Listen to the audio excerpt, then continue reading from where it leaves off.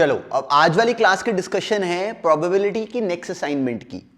अब देखो हमने लास्ट असाइनमेंट में भी इस प्रोसेस को समझा और रेगुलर सिलेबस की प्रोबेबिलिटी के थ्रू भी इस पूरे प्रोसेस को देखा कि एक्चुअली कुछ अलग काम नहीं होता, वही सारा काम है जो कि हमने स्कूल के सिलेबस में कर रखा है, पर ऑब्जेक्टिव क्वेश्चंस में उसमें हमारा होल्ड करेक्टली बन जाए, अब वो टारगेट है।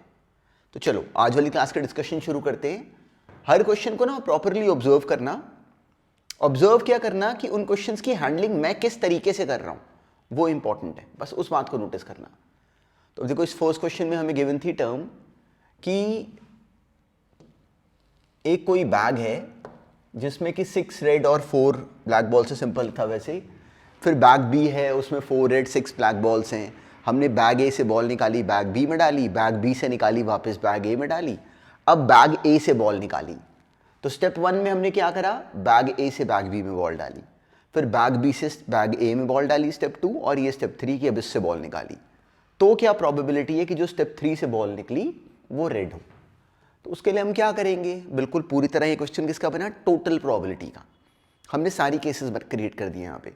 क्लियर है, रेड हो फिर आगे रेड निकल आए, रेड हो ब्लैक हो रेड निकल आए, फिर ब्लैक हो रेड निकल आए, लास्ट वाली ने तो रेड ही निकलना था, और ब्लैक हो रेड निकल आए। तो देखो मैंने अपनी कॉपी में लिखना था सबसे पहले कि प्रोबेबिलिटी रेड फ्रॉम ए निकलनी चाहिए, थर्ड स्टेप से रेड निकलनी चाहिए। तो उसके लिए क्या क्या पॉसिबल केसेस थे वो हमने सारे पहले क्रिएट कर लिए। उसके बाद कोई ट्रिक नहीं थी, पहले रेड निकल आए, मल्टीप्लिकेशन थ्योरम का बना एक्चुअली। उसके बाद तो क्वेश्चन सिंपली पहले रेड निकल आए ए से बी में, उसकी प्रोबेबिलिटी कितनी 6/10। फिर अब इसमें रेड कितनी हो गई 5, इसमें से वापस रेड आए, उसकी प्रोबेबिलिटी कितनी 5/11। अब इसमें वापस रेड कितनी हो गई 6, तो उसमें से फिर फर्दर रेड निकलने की प्रोबेबिलिटी अब 6/10। ऐसे ही इसके बाकी केसेस। तो there was no trick as such, पर इसकी डीलिंग हमने एग्जैक्टली ऐसे करनी थी। ये अब हमने करा हुआ था। अब देखो हमें ये क्वेश्चन डायरेक्टली हमें बहुत काम का नहीं है, पर चलो टेस्ट में डाल दिया कि चलो अपनी थोड़ी सी प्रैक्टिस हो जाए सेम पॉइंट की। अब देखो इसमें हमें टर्म गिवन थी कि 6 डाइस हमने थ्रो करी, क्या प्रोबेबिलिटी के जो सम है वो 34 बने। तो सिंपली हमें क्लियर है, डायरेक्टली तो निकालेंगे नहीं, x की पावर 34 निकालना था, इसकी पावर 6 का कोफिशिएंट। इसमें से x एक कॉमन ले लो तो एक x कट जाता, x की पावर 28 बचा। देखो x की पावर 6 आ गया ना इसमें। तो अब जब इसमें से x की पावर 28 निकालना है तो अब की बार बस इतना सा डिफरेंस था कि यहाँ पे केसेस बनते बहुत सारे, क्योंकि देखो अब ये एक्सपेंशन बनती, यहाँ पे टर्म्स बहुत सारी आती, 6c1 आती इंटू एक्स की पावर 6 प्लस 6c2 वाली टर्म आती x की पावर 12, फिर एंड सो ऑन। ये मल्टीप्लाई करते यहाँ के कॉरस्पॉन्डिंग कोफिशिएंट्स के साथ, यहाँ का 1 मल्टीप्लाई करता वहाँ के x की पावर 28 के साथ, ये टर्म मल्टीप्लाई करती वहाँ के x की पावर 22 के साथ, ये टर्म मल्टीप्लाई करती वहाँ के x की पावर 16 के साथ, एंड सो ऑन। तो वो हमें सारे केसेस लेने पड़ते, पर actually I am telling you कि वो इस लेवल तक हमें एग्जाम में फंसा नहीं रहे। जो क्वेश्चंस वो एग्जाम में डाल रहे हैं ना, वो केसेस बना के भी हो जाते हैं। तो इसलिए इस एंगल पे हद से ज़्यादा पैनिक मत होना, पर ये उसका एक अच्छा क्वेश्चन था तो एक बार मैंने डिस्कस करवा दिया, दैट इज़ इट। अदरवाइज इसमें कुछ बहुत ऐसा नहीं है जो हम लोग जिसको लेके बहुत ज़्यादा सोचे कि वो कुछ बहुत स्पेशल काम करा, ऐसा नहीं है। तो इस एंगल पे वरिड मत होना, पर चलो अदरवाइज ये क्वेश्चन था। नेक्स्ट में हमें गिवन है कि ये बेकार था, बहुत ही सिंपल था, पर चलो बिल्कुल सेम था। हमें फिक्स नंबर ऑफ कॉइन हमने टॉस करा, 4 हेड आने की प्रोबेबिलिटी और 7 हेड आने की प्रोबेबिलिटी सेम है, तो हमने लिखा। अब देखो इसमें p और q दोनों 1/2 है, तो ये टर्म और ये टर्म इधर की पूरी कैंसिल हो जाती, सिंपली 1/2 की पावर n बना, तो वहाँ से n आ गया 4 + 7 दैट इज 11। उसके बाद उसमें कोई ट्रिक नहीं थी। ये है सिंपल, बस एक बार ये लैंग्वेज मुझे रिवाइज करवानी थी, स्कूल के लेवल का था कि अगर हमें चाहिए कि 6 अपीयरिंग एटलीस्ट वंस तो क्या करें। सिंपली क्वेश्चन किसका था, बाइनोमियल डिस्ट्रीब्यूशन का। 1 में से वो केस माइनस कर दिया कि 6 एक बार भी नहीं आता, इसकी प्रोबेबिलिटी 1/2 से बड़ी, यहाँ तक ले आए क्वेश्चन। उसके बाद अब यहाँ से n कैसे निकालेंगे, वैल्यू डाल के देखेंगे। n को 1 डाला तो 5/6 बना, वो सेटिस्फाई नहीं कर रहा। n को 2 डाला, n को 3 डाला, n को 4 डाला, वो चेक करा कि कौन सी n वैल्यू पे ये जो फ्रैक्शन है वो कम हो जाता है इससे। वो जो भी ऑप्शन बनता है उससे बनता होगा n greater than equal to 4। तो ये सिंपल था। ये हमने करा हुआ है, इस तरह के काफ़ी सारे करे हुए हैं, पर पर्पस क्या था कि इसमें ना देखो A union B union C हमें गिवन था ग्रेटर देन इक्वल टू 0.5 है, तो उसमें याद रखना था कि वो लेस देन इक्वल टू 1 भी होता है। तो इसकी पूरी इनइक्वालिटी देखो, मैंने इसको एक्सपांड करा, P इंटरसेक्शन भी उन्होंने दिया नहीं था, पर A यूनियन B गिवन था, P A गिवन था, P B गिवन था, तो ओरली निकाल सकते थे P A plus P B minus P A union B, that is P intersection B। Formula apply करा, जो ये वैल्यू बनी A यूनियन B की, इसको 0.285 से तो बड़ा होना चाहिए पर 1 से कम भी होगा। तो ये था इसका कंप्लीट मोटिव, बहुत सिंपल था ये क्वेश्चन। ये ना, ये रिकॉल करो, मैंने लास्ट क्लास में भी क्वेश्चन बोला था, ये एग्जैक्टली वही फॉर्मेट था, ये IIT में आया हुआ। वैसे 15 कूपन्स हमने ड्रॉ करे, उसमें 15 कूपन्स थे, उसमें से हमने 7 ड्रॉ करे। क्या प्रोबेबिलिटी है कि जो लार्जेस्ट नंबर आए वो 9 हो। हमें नंबर 1 से 9 के बीच में नहीं चाहिए, लार्जेस्ट नंबर को 9 होना चाहिए, और रिपीटिशन अलाउड है। तो हमें क्लियर है कि जो बच्चा क्वेश्चन को गलत करता वो ये लिखता, पर ऐसा करने पे गड़बड़ क्या हुई कि वो ये भूल गया कि इसमें ये केसेस बने कि 1 से 9 के बीच में नंबर्स आ रहे हैं, ज़रूरी थोड़ी कि 9 आ रहा हो। तो हमने इसमें से वो वाले केसेस माइनस कर दिए जब 7 के 7 नंबर 1 से 8 के बीच में। तो कौन से केसेस बचे कि अब कम से कम एक नंबर तो 9 है ही है। तो ये था इसका पर्पस। फिर से सेम क्वेश्चन की रिवीजन थी, हमने क्लास में भी करा हुआ है। इसमें क्या गिवन था ये, अब देखो ये हमने बहुत बार करा हुआ, पर चलो, हमें बोला गया 12 बॉल्स हैं, हमने ड्रॉ करी 24 बॉल्स हैं, 12 वाइट हैं, 12 ब्लैक हैं। तो क्या प्रोबेबिलिटी है कि विथ रिप्लेसमेंट हमने ड्रॉ करी that white ball is drawn for the 4th time on the 7th draw. तो अब इसमें नोटिस करो कि हमने बॉल को रिप्लेस कर दिया, तो 4th time on the 7th draw आने के लिए जो पहले के 6 ड्रॉज हैं उसमें 3 वाइट बॉल्स को आना चाहिए।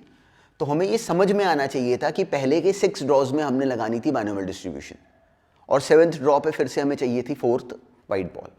तो पहले के 6 ड्रॉ में नोटिस करो कि मैंने बाइनोमियल लगाई, 7th ड्रॉ के लिए मैंने 1/2 पहले लिख दिया। इसमें से 3 वाइट कब आएंगी, 6C3 P की पावर 3 Q की पावर 3, P और Q दोनों 1/2 थे, तो वैल्यू डाल दो, डायरेक्टली आंसर आता। पर अब ये डूएबल था, ये लैंग्वेज गलत नहीं करनी। इसमें किसी ने दिया, ये लैंग्वेज देखो इंटरेस्टिंग थी इसलिए मैंने करवा दिया ये क्वेश्चन। किसी ने दिया कि हमें टर्म ये गिवन है, 3 6 फेस डाइस हमने थ्रो करे, the probability that the sum of the numbers appearing on the dice की जो है वो k हो, जो सम ऑफ नंबर्स बने वो k हो जाए। k कैसा है, 9 से 14 के बीच में। चलो अब हमने कहा इसका मतलब हमें क्या निकालना है, x की पावर k का कोफिशिएंट निकालना है। इसमें से एक x कॉमन आ गया तो उसको काट दो, x की पावर k - 3 निकालना है, उसके बाद gp थी इसमें। अब एक बात सोचो, जब k वैरी करेगा 9 से लेके 14 तक, तो k - 3 वैरी करेगा 6 से लेके 11 तक। तो इसका मतलब हमने इसमें से 6 से लेके 11 तक की पावर्स का सम निकालना है, 6 से लेके 11 तक की पावर्स का सम निकालना है। तो चलो मतलब जो x की पावर k - 3 में जो ये k है, k - 3 की मैक्सिमम वैल्यू कितनी है, 11 से ऊपर तो जा नहीं सकते इसमें। तो जब मैं इसको एक्सपैंड कराइए तो एक्सपेंशन सिंपल बाइनोमियल एक्सपेंशन है, उधर वाले को ऐसे लिख लिया। अब एक बात सोचो, ये बनी 1 - 3C1 इंटू एक्स की power 6 plus 3C2 into x की पावर 12। तो ये वाला केस तो आएगा ही नहीं, ये वाला केस तो आएगा ही नहीं। एक ये केस आएगा कि जब यहाँ का 1 मल्टीप्लाई करे यहाँ की उस टर्म से जिसमें x की पावर k - 3 आता हो, 1 मल्टीप्लाई करे यहाँ की उस टर्म से जिसमें x की पावर k - 3 आता हो, तो वो हमने लेनी है। वो क्या बनेगा, सिंपली n इस केस में कितना था, 3 plus r which was k - 3 -1 Cn minus ये टर्म मल्टीप्लाई करेगी यहाँ की उस टर्म के साथ जिसमें x की पावर k - 9 हो। k - 9 और x की पावर 6 मल्टीप्लाई करके k - 3 पावर बना लेती। तो हम इस पूरी में से x की पावर k - 3 निकालना चाहते थे। एक ये टर्म बनती माइनस ये वाली 3 इंटू वो टर्म, 3 इंटू यहाँ से x की पावर k - 9, वो फिर से वही formula n plus r which is k minus 9 minus 1 Cn। ये बनता अपना आंसर। ये बने इस क्वेश्चन में अपने required number of ways. Total number of ways कितने थे? 6 की पावर 3। ये था इसका कंप्लीट सेंस। ये जो भी बन गया ये बन गया, 3 3 cancel, k minus 1 C3 minus 3 times of k minus जो भी C3। तो ये था इस क्वेश्चन का कंप्लीट सेंस कि हमें इसको कैसे देखना, कैसे बोलना चाहिए था। पर जो हमने इस तरह के क्वेश्चंस अभी तक करे ये उससे कहीं गुना अच्छा था। पर चलो हमें सेंस चाहिए था, राइट। इसमें बहुत सारे क्वेश्चंस और बनते हैं। ये क्वेश्चन क्यों कराया,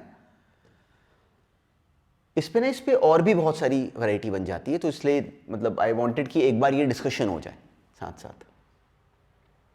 इसमें अब हमें क्या गिवन था कि नंबर्स हमें x की पावर n माइनस वाई की पावर n चाहिए था कि डिविजिबल बाय 5 हो। इस क्वेश्चन में I think I am missing something, तो इसके डिस्कशन को मैं अभी यहाँ पे पेंडिंग ही छोड़ रहा हूँ, क्योंकि x की पावर n माइनस वाई की पावर n के 1 से लेके 5n में डिविजिबल होने के लिए एक केस तो ये बनता कि जो दोनों जो नंबर्स हैं वो 5k के फॉर्म के हो जाएं। सबट्रैक्ट करेंगे आंसर सेम बनेगा। दोनों नंबर्स 5k प्लस 1 के फॉर्म के हो जाएं, दोनों नंबर्स 5k प्लस 2, दोनों नंबर्स 5k प्लस 3, दोनों नंबर्स 5k प्लस 4 के फॉर्म के, वो तो बन गए NC2 वेज। अब इसमें गड़बड़ क्या थी कि अगर ये n कहीं अगर ऑड होता, अगर ये कहीं n अगर मान लो इवन होता लेट्स से, तो अगर ये n अगर इवन होता तो इस n के इवन होने पे एक फैक्टर इसका x प्लस वाई भी बनता। अगर ये n अगर इवन होता तो अब उस केस में इनमें से किसी 2 का सम भी करके अगर आंसर बनता हो तो वो भी वैलिड होता। इस क्वेश्चन में ना एक्चुअली गिवन नहीं है, हमें इस क्वेश्चन में गिवन नहीं है कि जो n डिफाइंड है वो इवन है कि ऑड है। इसलिए इस क्वेश्चन की लैंग्वेज में कहीं मैं ब्लॉक हुआ हूँ, या हो सकता है कि ऑथर ने कहीं पर गड़बड़ करी हो, पर चलो उसको सोचना ऐसे चाहिए था। सबट्रैक्ट करके भी आंसर बन सकता था, इनको ऐड करके भी बन सकता था। जैसे मान लो कि समझाने के लिए n अगर इवन होता, मान लो n अगर इवन होता, तो उस केस में मुझे ये वाले केस 5k प्लस 1 और 5k प्लस 4 का सम वाला केस भी लेना चाहिए था, मतलब NC1 इंटू NC1, कि इसमें से एक ले लो, इसमें से एक ले लो, तब भी जब दोनों को सबट्रैक्ट करोगे तो आंसर बनेगा। ऐसे ही ये वाला केस और ये वाला केस भी आपस में तब भी आंसर बना लेते। तो इस केस में केवल यहाँ पे n के ना पता होने की वजह से आई गॉट ब्लॉक्ड। इसमें कुछ थॉट बने तो मुझे बताना साथ साथ। ये बेकार है। इसमें केवल इसका सेंस ये था, मुझे लगता है इसका आंसर बुक में उन्होंने गलत दिया हुआ है। इसमें टर्म गिवन थी कि 4 मशीन्स हैं और एग्जैक्टली 2 उसमें से फॉल्टी हैं। ये देखे कहा कि टेस्टेड, हमने उनको टेस्ट करा 1 बाय 1, तो तब तक टेस्ट करते रहे जब तक दोनों फॉल्टी मशीन्स आइडेंटिफाई नहीं हो जाती। क्या प्रोबेबिलिटी है कि 2 टेस्ट नीडेड हो, तो हमें क्लियरिटी है कि उन्होंने ये नहीं कहा कि पहले ही दोनों फॉल्टी आ जाएं, या दोनों फॉल्टी आ जाएं तो भी टेस्टिंग खत्म, या फिर दोनों ठीक आ जाएं, ओके वाली दोनों मशीन्स आ जाएं। दोनों मशीन्स ओके हों तो एक्चुअली तब भी टेस्टिंग खत्म। क्यों? जब दोनों ओके मशीन्स आ गई तो अपने आप ही जो बाकी दोनों बची वो क्या है? फॉल्टी। तो शायद जहां से मैंने क्वेश्चन डाला वहां पे वो इस बात को मिस कर गए। दोनों मशीन्स फॉल्टी आने में पहली मशीन फॉल्टी आए, उसकी प्रोबेबिलिटी कितनी? 2/4। अब दूसरी मशीन फॉल्टी आए जब पहली फॉल्टी आ चुकी है, उसकी प्रोबेबिलिटी कितनी? 1/3। क्यों? फॉल्टी कितनी बची? 1, टोटल कितनी है? 3। ऐसे ही पहली मशीन ओके आ जाए 2/4, एंड दूसरी मशीन ओके आ जाए जब पहली ओके आ चुकी है, उसकी प्रोबेबिलिटी 1/3। तो दिस इज व्हाट 1/6 और 1/6 मिला के आंसर 1/3 बना। तो 1/3 बना एक्चुअली इसका आंसर। इसका सेंस ये बनना चाहिए था। ये वाले में ना एक बहुत छोटी सी काम की बात थी, इसको नोटिस करो। हमें चाहिए कि P3 सेकेंड राउंड तक पहुंचे इस क्वेश्चन में। तो P3 के सेकेंड राउंड तक जाने के लिए क्या होना चाहिए कि शुरू में जो हमें गिवन कंडीशन थी उसके अकॉर्डिंग P3 का मैच होना चाहिए था P4 के साथ, और P1 P2 का आपस में मैच होना चाहिए था। तो ये करवाने के रिक्वायर्ड नंबर ऑफ वेज कितने बने? 1। सिंपली एक तरीका बना, P3 P4 का मैच कराओ और P1 और P2 का मैच कराओ। तो अब जो टोटल नंबर ऑफ वेज थे वो कितने बनते? देखो नोटिस करो, बड़े काम की बात है। एक्चुअली इस क्वेश्चन में सारी जो स्टोरी थी वो इसके डिनोमिनेटर में थी। देखो क्यों? हमें न्यूमरेटर के लिए तो क्लियर है कि अगर हमने P3 वाले केस को लेके आना है, P3 को नेक्स्ट राउंड में लेके जाना है, तो P4 को भिड़ाना पड़ेगा P3 के साथ, P1 P2 आपस में मैच करेंगे एक, तो उसके केस तो बन गए 1, तो उसमें हमें उसकी प्रॉब्लम नहीं थी। प्रॉब्लम थी कि डिनोमिनेटर में हम लोग उसके अब केसेस कैसे बनाएं। देखो गिन गिन के भी बना सकते थे और वैसे भी सोचो, मान लो हमने 4 में से 2 प्लेयर्स ले लिए, उसके बेस बन गए 4C2 और बाकी 2 प्लेयर्स का आपस में मैच हो गया विच इज़ 2C2। पर इसमें अब गड़बड़ ये है कि जो 4C2 था ना, इसको नोटिस करो, 4C2 में मान लो मैंने P1 और P2 ले लिए। जब मैंने P1 और P2 ले लिए तो क्या हमें समझ में आता है कि P1 और P2 के इस केस में लिए जाने पे P3 P4 का अपने आप ही केस पहले ही आ गया। तो जो 4C2 में कभी P3 P4 भी आ रहा है, तो हमें P3 P4 अब अलग से नहीं चाहिए, क्यों, वो आ चुका है इसमें ऑलरेडी। तो यहाँ पे 4C2 अपॉन फैक्टोरियल 2 भी होना था, क्यों क्लियर है, वहाँ पे केसेस यहाँ पे 2 बार हो रहे थे। पता ही एक्चुअली ये स्टोरी क्या थी, जो हमने रिकॉल करो डिस्ट्रीब्यूशन में करी। डिस्ट्रीब्यूशन में जब हम लोग सोचो हमें कहा जाए कि 4 के 12 हमें 12 चीज़ें दी जाएं और कहा जाए कि 4 के 3 बंडल बना दो, तो ये एग्जैक्टली वही सिचुएशन थी। इस बात को याद रखना, इस बात को नोटिस में रखना कि ऐसा क्यों करा। तो यहाँ पे अब जो केसेस बनते वो 6 बन जाते, अदरवाइज यहाँ पे 12 आता। तो जो बच्चा बड़ी क्लोज गलत करता उसका आंसर 1/6 बनता। जो सही जवाब है वो इसका 1/3 ही है। और इंटरेस्टिंग था ये question. 2 dice are thrown, 6 is obtained at least one of them। ये सिंपल था, इसमें कुछ नहीं। इसमें पहले के K-1 थ्रोज हों उसमें 6 नहीं आना चाहिए। तो 6 2 डाइस के थ्रो करने पे 6 कैसे बनता है, उसे हमें केसेस डायरेक्टली समझ में आते हैं कि सिंपली 2 डाइसेस को अगर हम थ्रो करें तो 6 के जो केसेस बनते हैं वो कैसे बनते हैं। सिंपली वो केसेस कितने बनते हैं, गिन लो, 2 1 1 5 5 1 और डायरेक्टली वो 5 केसेस बन जाते हैं। 5/6 बनता है, जो टोटल केसेस बनते हैं उनसे उसकी प्रोबेबिलिटी बना दो। तो सिंपली हमने 6 वाले केसेस काउंट कर लिए जहाँ पे 2 डाइस का सम बनता है 6, हमें वही चाहिए। 6 इज ऑब्टेन और एटलीस्ट वन ऑफ देम, तो हमें 6 एक पे चाहिए। तो वो केसेस डायरेक्टली हम गिनना जानते हैं, विच इज़ 11। तो अब 6 ना आने के केसेस कितने बने, 25, तो उसकी प्रोबेबिलिटी 25/36, वो K-1 बार इवेंट करना है, अगली बार हमने उसको लेके आना है। तो ये सिंपल क्वेश्चन था। अगर ये गलत करा तो स्टूपिड, बहुत ज़बरदस्त स्टूपिड मिस्टेक करी, ये मिस नहीं करना चाहिए था। ये हमने क्लास में भी करा हुआ है, हेक्सागन, और IIT में भी आया हुआ है। टोटल वेज कितने बन जाते हैं, 6E3। रिक्वायर्ड वेज कितने बनते कि सिंपली हमने वो बनाना है इक्विलैटरल ट्रायंगल। तो एक मैंने ये बना दिया, देखो रेड वाला, एक ये ब्लू वाले वर्टिसेस को ज्वाइन करके बना दिया, तो ये दोनों पॉसिबिलिटी बन जाती। एक यहाँ बनता और एक ये वाला बन जाता। तो रिक्वायर्ड वेज 2 थे, टोटल वेज 6E3 थे। तो दिस वॉज सिंपल और डूएबल। ये बेकार है, ये IIT में भी आया हुआ है, मैंने क्लास में भी कराया हुआ है, तो उसमें कोई स्किल नहीं, इसको छोड़ते हैं। ये वाला भी बिल्कुल उसी पैटर्न पे है। ये सब क्वेश्चंस मैं क्यों डाल रहा हूँ कि हमारा ना इन बातों पे हाथ बहुत खुल जाए। जैसे मुझे कोई कहता है ना कि exactly one of them is occurring, तो हमारे माइंड में ये पिक्चर बनी होनी चाहिए कि मुझे ये चाहिए, मुझे ये चाहिए, मुझे ये नहीं चाहिए, ये नहीं चाहिए। तो इसको बोल पाने के बहुत सारे ढंग हैं। देखो PM इंटरसेक्शन N बार प्लस PM बार इंटरसेक्शन N, बिल्कुल ठीक, यही मतलब तो है इसका। ऐसे PM plus PN minus 2 times P intersection N, वो भी ठीक है। ऐसे PM union N minus PM intersection N, वो भी ठीक है। अलग अलग तरीके हो सकते हैं इसी बात को बोलने के, इसको ध्यान में रखना। ये बेकार है, कुछ नहीं, इस क्वेश्चन में कोई स्किल नहीं था।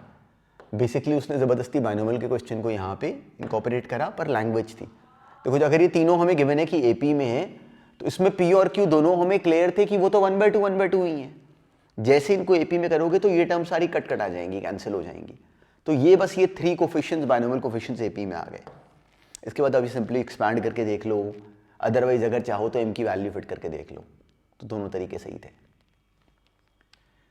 ये क्वेश्चन अच्छा था और डिस्कशन के लायक है। अब देखो इसमें मुझे क्या बोला गया और इसका सेंस समझना कि मेरे मन में इस क्वेश्चन में क्या थॉट आया और क्यों आया, उसको वर्ड बाय वर्ड ध्यान से देखना। किसी ने बोला कि a number is chosen at random from a set of integers 1 से लेके n तक। A और B कोई 2 इवेंट्स हैं। A है कि डिविजिबल बाय 2 है, B है कि नंबर डिविजिबल बाय 3 है। अब ऑप्शंस कहते हैं कि A ऑप्शन कहता है कि A and B are always independent. तो मुझे कैसे पता? इंडिपेंडेंट की जैसे ही नाम मेरे सामने आता है मुझे एक ही बात आती है, एग्जामिनर को भी एक ही बात आती है, उनको भी कुछ अलग नहीं आता, एक ही थॉट है कि अगर 2 इवेंट्स इंडिपेंडेंट होंगे तो P A intersection B P A into P B के बराबर होगा, सिंपल सी बात। तो इस केस में पी ए जब मैं निकालने गया, अब इस केस में पी ए इंटरसेक्शन बी का मतलब क्या बना कि ए और बी दोनों से डिविजिबल है, मतलब 2 और 3 दोनों से डिविजिबल है, तो उसका मतलब 6 का मल्टीपल है। ये हमने करा हुआ टेस्ट ऑफ डिविजिबिलिटी। तो पी ए है कि 2 से डिविजिबल है, पी बी है कि 3 से डिविजिबल है, और पी ए इंटरसेक्शन बी है कि 6 से डिविजिबल है। तो मैं इस क्वेश्चन की लैंग्वेज को मैंने पढ़ा, मैं फंस रहा हूं। तो अब डायरेक्टली पी ए बनाने में भी मैं फंस रहा हूं। क्यों? क्योंकि अब इस बात को समझना, अगर ये n होता ऑड नंबर, अगर ये n होता इवन नंबर, तो अगर ये n अगर इवन नंबर होता तो उस केस में पी ए जो बनता वो बन जाता, उस केस में जो पी ए बनता वो बन जाता simply n/2 divided by n which is 1/2। लेकिन अगर n अगर ऑड नंबर होता तो उस केस में जो पी ए बनता वो अलग बनता, वो बन जाता उस केस में n - 1/2 डिवाइडेड बाय n। मतलब खुद सोचो, n अगर ऑड है तो n - 1 इवन हो जाएगा, बाय 2 करोगे होल डिवाइडेड बाय n। पर चलो, मतलब अब मैं इस क्वेश्चन में फंस रहा हूं क्योंकि मुझे ये पता नहीं कि n ऑड है कि इवन है। तो मैंने ऑप्शंस को पढ़ा, ए कहता है कि A and B are always independent, कुछ पता नहीं चल रहा, मैं पी ए ही नहीं निकाल पा रहा। A and B are independent if n = 6 के, यहां से मुझे हिंट मिला कि अच्छा हाँ 6 के मल्टीपल का रोल है। तो मेरे मन में ये थॉट आया कि देखो 6 केसेस होते हैं, जब हम लोग मल्टीपल ऑफ 6 बनाते हैं तो 6 केसेस बनते हैं। 6k का होगा 6k + 1, 6k + 2, 6k + 3, ऐसे 6k + 5 तक, ये 6 केसेस बन सकते हैं।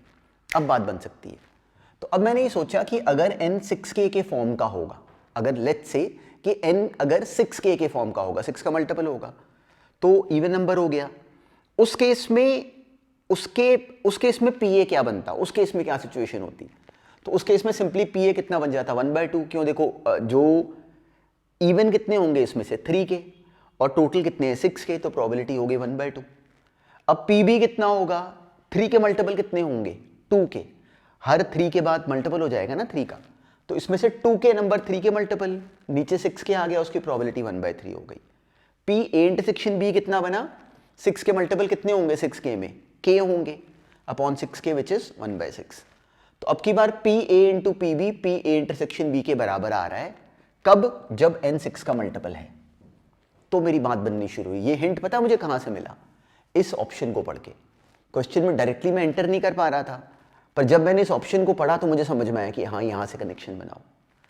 अब और ऑप्शंस को देखा, और ऑप्शंस कहते हैं कि A and B are dependent if n = 10, A and B are independent if n = 6k + 2।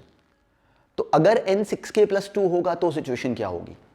जब n 6k + 2 के फॉर्म का होगा, जब n 6k + 2 के फॉर्म का होगा, 6k से 2 ज्यादा, तो उसमें अब इवन कितने होंगे? इवन हमें क्लियर है कि उसमें 3k + 1 होंगे, 6k + 2 भी इवन नंबर है, तो उसमें से आधे ऑड हो जाएंगे, आधे इवन हो जाएंगे।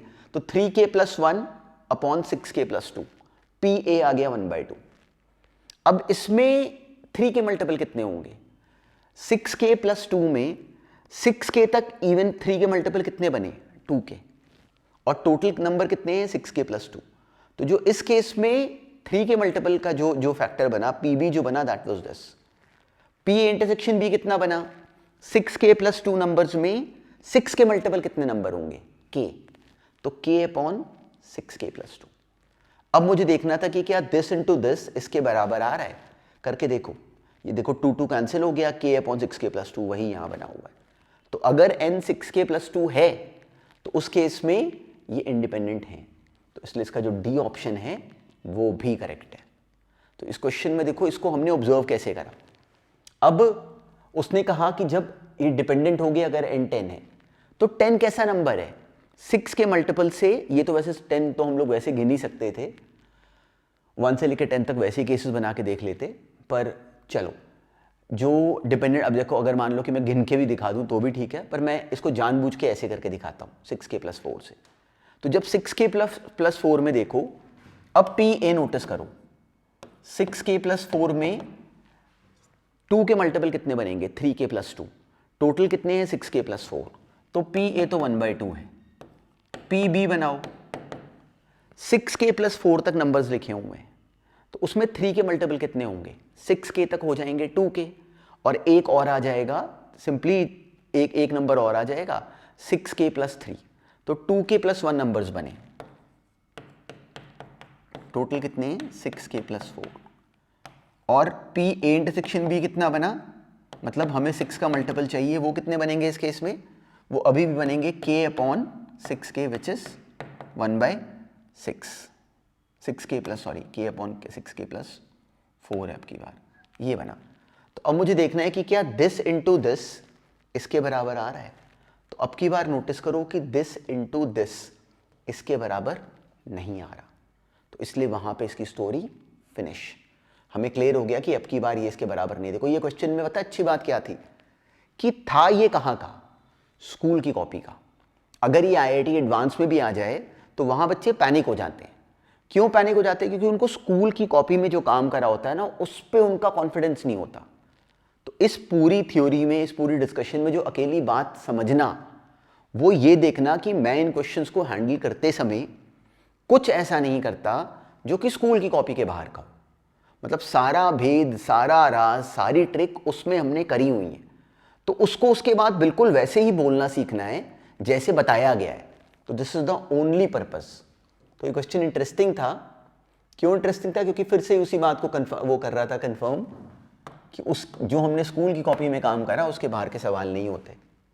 ये बेकार है, ये बेकार है, कई बार हमने करा हुआ है कार्ड। ये बर्थडे वाला क्वेश्चन एक्चुअली हमने ये सारे क्वेश्चंस अलग से कर रखे हैं, इसलिए मैंने इसको डिस्कस नहीं कराया। इसमें से हर पार्ट हमने करा हुआ है। 3 नेचुरल नंबर्स चूज करे, probability that M of these number is 25। अब देखो इस क्वेश्चन में टोटल वेज तो बन गए अपने पास, 100 में से 3 नंबर्स चूज करने हैं, 100C3। जो रिक्वायर्ड वेज थे वो इस क्वेश्चन में मेरी समझ में केसेस बना के करने पड़ते। कैसे करते? 3 नंबर्स अलग अलग चूज करने हैं। तो पहले मान लो मैंने फर्स्ट नंबर को 1 ले लिया। देखो अगर उनका AM अगर हमें 25 चाहिए तो उन तीनों नंबरों का सम कितना बनेगा? 75। तो अब यहाँ पे क्या करना चाहिए था? इसमें केसेस बनाओ। फर्स्ट नंबर को 1 लिया, असेंडिंग ऑर्डर में केसेस बनाओ। सेकंड नंबर को अब 2 लो, तो लास्ट वाला क्या लेना पड़ेगा? 72। देखो अब सम कितना बन गया? 75। अब इसको 3 लो, इसको 71, लास्ट में 36, तो ये 38। क्या बना इसका सम? सिंपली 74। तो इस केस में केसेस कितने बने? 35। अब ऐसी सेकंड केस बनाओ, फर्स्ट नंबर को 2 ले लो और फिर उसकी सीढ़ी आगे चलाओ, 3 और ये 73 एंड सो ऑन। लास्ट में क्या बनेगा? 35 और ये 38। उसके केसेस काउंट कर लो, ये कितने बने? 35 में से 2 कम कर दो, विच इज 33 बनेंगे ये केसेस। फिर उसके बाद फर्स्ट नंबर को 3 लो एंड सो ऑन। तो इसके केसेस एक बार करने पे ना इसकी चेन बन जाएगी। तो इस क्वेश्चन में करना ये था, और ये भी इंटरेस्टिंग था। ये बेकार था, ये इंडिपेंडेंट इवेंट का क्वेश्चन है, इसमें नाम बस गलत दिया हुआ था, पर लॉजिक हम लोग जानते हैं इसका ऑलरेडी। ये क्वेश्चन इंटरेस्टिंग था, मतलब मुझे ये क्वेश्चन बहुत पसंद आया। केवल इसकी लैंग्वेज को नोटिस करना और समझना कि इसमें एग्जामिनर ने क्या बोला और उसको कैसे हैंडल करते। हमने क्लियरली समझना था कि क्या बोला और उसको हम कैसे हैंडल करते। मुझे किसी ने क्वेश्चन दिया कि an urn contains A white balls and B black balls. If balls are drawn one by one until only those of the same color are left, what is the probability that they are all white? तो मैं चाहता हूं कि balls हम निकालते जाएं और ultimately जो बैग में बॉल्स बचे वो वाइट ही बचे। कितनी बार करने पे बचती हैं वो भी नहीं बताया गया। तो अब मैंने अपने मन में इसकी कहानी बनाई। कहानी क्या बनती कि मान लो एक सिचुएशन तो ये बनती कि हमने शुरू में सारी बी बॉल्स निकाल ली, पहली बार से बॉल्स निकालनी शुरू करी, डायरेक्टली सारी बी की बी बॉल्स निकाली, बी की बी ब्लैक आ गई। सेकेंड थॉट आया कि बी बॉल्स तो ब्लैक निकाली, एक बॉल वाइट निकाल ली, मतलब टोटल हमें कितनी बॉल्स निकालनी पड़ी? B+1। थर्ड केस बनता कि हमने बी बॉल्स तो ब्लैक निकाली, वो तो निकालनी ही है, कभी भी आ सकती हैं, और 2 बॉल्स वाइट आ जाएं, तो अब की बार कितनी बॉल्स निकालनी पड़ी? B+2। ऐसे ही लास्ट केस क्या बनता कि A-1 बॉल्स तो हम लोग वाइट निकाल लें और B बॉल्स ब्लैक निकाल लें, क्योंकि हम लोग चाहते हैं ना कि वाइट बॉल्स अल्टीमेटली बैग में वाइट बॉल बचे। जब B सारी निकल आए तो अल्टीमेटली जो बॉल बच जाए वो वाइट हो। तो वो कितनी भी हो सकती है वाइट, 1 भी हो सकती है, 2 भी हो सकती है, 3 भी हो सकती है, मैक्सिमम A भी हो सकती है। वही सारे केसेस को मैंने यहाँ पे क्रिएट करा। तो अगर अब मैं इस बात की प्रोबेबिलिटी फाइंड कर रहा हूँ कि जब मैं बॉल्स निकालूँ तो बी की बी पहली बार में ही बी आते, बस बॉल ब्लैक ब्लैक आती रहे बी बार, तो उसकी प्रोबेबिलिटी कितनी बनती, बॉल्स कितनी निकालनी है बी, उसमें बैग में कितनी बॉल्स थी बी, तो उसके केसेस कितने बन जाते हैं, वो बनता है बी सी बी और नीचे ए प्लस बी में से ए प्लस बी सी बी। ये बना पहला केस। अगला केस बना कि हमने बी ब्लैक निकालनी है, एक वाइट निकालनी है, तो टोटल बॉल्स कितनी निकालनी है B plus one. Total base कितने बने A plus B C B plus one. Required कितने हैं B C B into A C one. Third case क्या बना कि बी प्लस टू बॉल्स निकालनी है, उनमें से बी बॉल्स तो हमने ब्लैक ही निकालनी है और टू बॉल्स हमने वाइट निकालनी है, and so on. Last case क्या बन जाता, ए प्लस बी सी ए प्लस बी माइनस वन ऊपर B C B into A C A minus one. देखो सबसे पहले ये समझना कि मैंने इस काम को करने की स्टोरी बनाई, तो एक्चुअली अब मेरा आंसर क्या बना, इन सब का सम। ये सारे इवेंट्स कैसे हैं, म्यूचुअली एक्सक्लूसिव एंड एग्जॉस्टिव। तो मेरा आंसर बना B C B upon A plus B C B, फिर बी सी बी तो चलो वन ही है, A C one upon A plus B C B plus one and so on. तो मेरा डायरेक्टली आंसर नहीं बन रहा, तो अब मुझे इस सब का सम बनाना है। किसका सम बनाना है, मैंने उसकी जर्नल टर्म क्रिएट करी। वो देखो A C R upon A plus B C B plus R. मुझे इसका समेशन करना है जिसमें जो आर है वो 0 से लेके लास्ट में आर कितना है ए माइनस वन। ये बना मेरा आंसर एक्चुअली। तो अब जब मैं ऑप्शंस पे गया तो कोई भी ऑप्शन ये नहीं बोल रहा, देखो हर एक ऑप्शन के डिनोमिनेटर में ए प्लस बी सी भी है, पर मेरे ऑप्शन का तो डिनोमिनेटर भी वेरिंग है, तो डायरेक्टली मुझे समझ नहीं आया। तो अब मेरे मन में थॉट आया कि इसको सिंप्लीफाई करके देखते हैं। क्यों, क्योंकि अब मुझे इस आंसर तक जाना है, कुछ और तो एग्जामिनर के पास ऐसा है नहीं जो मुझे नहीं पता। तो सेम कहानी पे एग्जामिनर ने हमें फंसाया, तो हमने फिर रास्ता ढूंढना होता है कि क्या करा उन्होंने, क्या आप कैसे फंसा दिया। तो अब मैंने इसको सिंप्लीफाई करने का सोचा। ए सी आर का मतलब क्या बना, factorial A upon factorial R factorial A minus R. A plus B C B plus R का मतलब क्या बना, factorial A plus B upon factorial B plus R और factorial this minus this which is A minus R. तो दिखता है कि ए minus are दोनों आपस में कैंसिल हो गए। ये बनी मेरी टर्म। तो मेरे पास ये सिंपली क्या बन गया, फैक्टोरियल ए अपॉन और ये नीचे फैक्टोरियल ए प्लस बी, साथ में बी प्लस आर फैक्टोरियल ऊपर और एक बी प्लस, ये बनी मेरे पास सिचुएशन। तो अब मैं इसके ऑप्शंस पे, मैं टर्म पे गया, मुझे दिखा कि A plus B C B है। तो A plus B C B क्या होता है, factorial A plus B factorial A factorial B.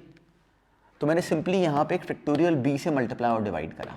अब देखना कि क्यों करा, ए प्लस बी फैक्टोरियल, एक फैक्टोरियल आर भी यहाँ पे वो मेरे से मिस हो गया। ये बनी मेरी टर्म, सिंप्लीफाई होकर ये बनी। मुझे इसका समेशन करना है अभी। तो क्या दिखता है कि A plus B factorial factorial A factorial B, denominator में तो A plus B C B बन गया और न्यूमिनेटर में आ गया B plus R factorial factorial R factorial B which is B plus R C R या B plus R C B, जैसे भी बोल दो एक ही बात है। B plus C B B बोल देते हैं, B plus R C B बोल देते हैं। ये बना। तो ये जो क्वेश्चन है ये अब ये बन गया, A plus B C B नीचे और ऊपर summation of B plus R C B, जिसमें आर वेरी कर रहा है 0 से लेके ए माइनस वन तक। ये बन गया क्वेश्चन। पर इसमें ये देखो कि मैंने यहाँ पे ये टर्म बना के मैंने हिम्मत नहीं छोड़ी। तो this was a very good question, लेकिन इसके डिस्कशन के थ्रू पूरा मेरा पैटर्न समझना कि एक नए क्वेश्चन को बिल्कुल पहले से को फर्स्ट स्टेप में हमने क्या करा, इसकी कहानी बनाई कि क्या बोला गया। उसके बाद यहाँ पे एक नई तरह की लैंग्वेज में फंस गया। तो फिर अब यहाँ पे मैंने बिल्कुल क्वेश्चन में यहाँ पे ऑप्शन से हिंट लिया, डायरेक्टली इसका समेशन तो मुझे आता नहीं, तो मुझे इसको सिंप्लीफाई करना पड़ा। करने पे समझ में आया कि इसकी कहानी ऐसे ब्रेक हो सकती थी। ये बना। अब अगर इसमें डिनोमिनेटर तो पक्का हो गया, न्यूमिनेटर में अगर नोटिस करो तो ये हमने करा होता है। क्या दिखता है कि ये B plus R C B, ये बी सी बी, ये क्या बना, B C B plus one C B और लास्ट में B plus A minus one C B. तो क्या याद आता है कि ये कोफिशिएंट ऑफ x की power b in 1 plus x की पावर b से लेके 1 प्लस एक्स की power b plus a minus 1 तक है। अब ये जीपी का सम करके याद है, वो ये क्वेश्चन हमने आगे बाइनोमियल में करा होता, बाइनोमियल थ्योरम में, तो ये वो बन जाता। तो it was a very good question, I agree. अगर इसको कर गए तो बहुत बढ़िया बात है। ये वही सेम ही था। ये इसके बाद फिर और कोई क्वेश्चंस मेरी समझ में ऐसे हैं नहीं जो कि हम लोग डिस्कस करें।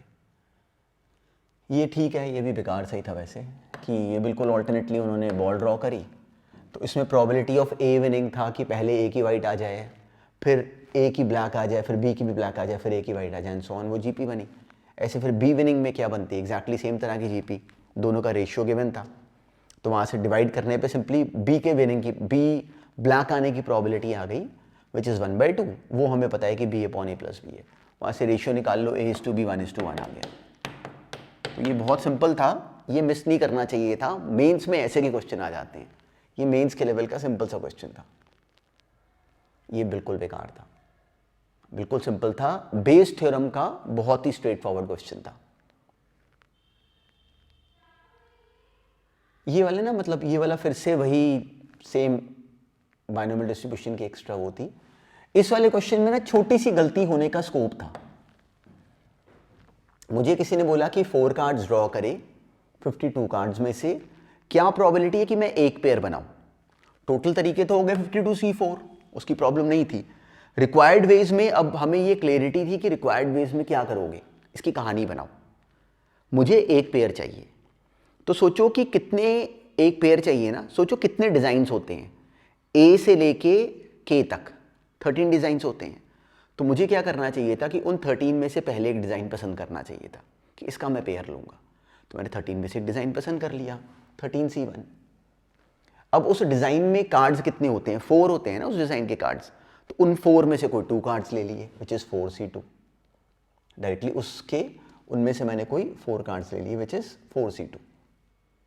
अब ये करने के बाद 2 कार्ड्स तो आ गए, पेयर तो आ गए। अब बाकी कार्ड्स कितने बचे हैं, 12 डिज़ाइंस और हैं, पेयर एक ही चाहिए। तो बाकी के 12 जो डिज़ाइंस हैं उनमें से कोई भी 2 डिज़ाइन पसंद कर लो। जैसे मान लो कि 2 और 5 पसंद कर लिया, 2 अलग अलग हमने नंबर्स ले लिए, 12C2। पर वो जो 2 हमने 2 अलग अलग नंबर लिए, उन दोनों नंबरों को मैं सब, जैसे मान लो मैंने 2 ले लिया, तो 2 के भी तो 4 डिज़ाइंस हैं आपस में, मतलब 4 सूट्स होते हैं। तो इसलिए यहाँ पे 4 इंटू इसकी वजह से दूसरा 4 भी आना था। तो जो बड़ी क्लोज गलती होती जिस बच्चे की इसकी स्टोरी बनाने में, वो ये 4 इंटू 4 को मिस कर जाता। तो इसका जो सही ऑप्शन बनता वो एक्चुअली ए बनता, जो बड़ी क्लोज गलत मार्क करता वो बी कर जाता। तो इसलिए इस क्वेश्चन की डिस्कशन वॉज इंटरेस्टिंग। इसमें एग्जैक्टली ये बात मिस हो जाती इन जर्नल बच्चों की। ये इसके बाद बेकार है, इसके बाद इसमें कोई, ये हमने ये पैसेज ये वाला IIT में आया भी हुआ और हमने करा भी हुआ, पहले डायरेक्टली क्लास में करा हुआ, इसलिए इसको डिस्कस नहीं करते। तो चलो आज वाली असाइनमेंट में भी जो कुछ क्वेश्चंस करे जो कि हमें और ज़्यादा थॉट प्रोवोकिंग जोन में लेके जाते हैं। पर पता है इसमें समझने वाली बात एक्चुअली जो मेरे को लगता है वो ये है कि ये देखो कि मैं इनमें से किसी भी क्वेश्चन में जो रेगुलर बुक में हमने काम करा उसके बाहर का कुछ नहीं अप्लाई कर रहे, एक्सेप्ट फॉर कि जो हम लोगों ने थोड़े से क्वेश्चंस करे, वो जैसे डाइस रोल करने पे सम ये आ जाए, वो भी क्वेश्चंस वो जो IIT में डाल रहे हैं वो काउंटिंग से हो जाते हैं। तो इसलिए पूरे प्रोसेस को समझो, इसलिए प्रोबेबिलिटी में पेपर में कॉन्फिडेंस बढ़ाओ। प्रोबेबिलिटी पेपर में करना ही करना है, राइट करना है। जितने मर्जी लोग रोते हों वो इसलिए रोते हैं क्योंकि जो क्वेश्चंस उनको करवाए गए होते हैं वो पेपर में नहीं आने होते। वो पेपर वाले बिल्कुल पेपर में जो क्वेश्चंस जो आते हैं ना, वो बिल्कुल बेसिक जड़ को बहुत राइट तरीके से अप्लाई करवाते हैं, वो हम कर रहे हैं। तो एग्जैक्टली बस इस बात पे कॉन्फिडेंट हो, प्रोबेबिलिटी का क्वेश्चन जैसे बिल्कुल चीता अटैक करता है ना, वैसे हमने करके प्रोबेबिलिटी का क्वेश्चन अपना पेपर में राइट करना है। चलो, ऑल द बेस्ट।